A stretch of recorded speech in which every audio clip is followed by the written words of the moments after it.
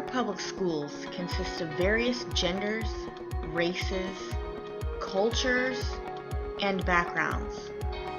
We should embrace these differences and go back to when public schools were meant to ensure the common good of the community. We've lost our way, but there is promise and hope.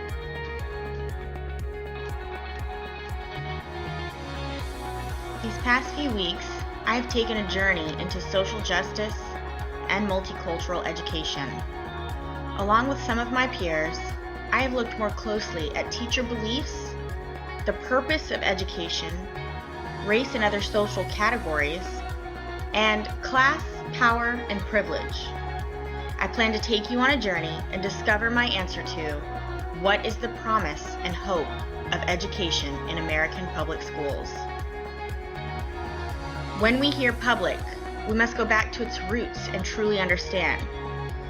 The word public derives from the Latin word publicus, meaning of the people.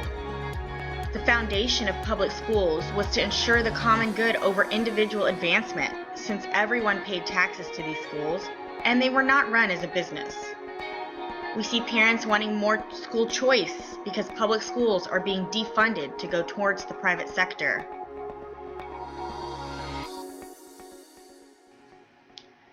So school choice allows parents to take their children to a school with many resources, but when they leave, the public funding follows. This means our public schools lose the funding needed to keep the resources for their public school. When these resources are scarce, students are no longer interested in learning.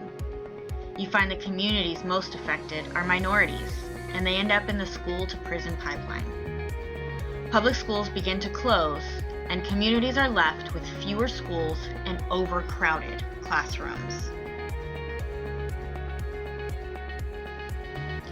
Throughout my journey have been many articles read, videos watched, and even a test to see how biased someone might be over one race or another. At first, this test made me nervous because I did not want to be biased, since I believed I thought of a person as a person and not a color.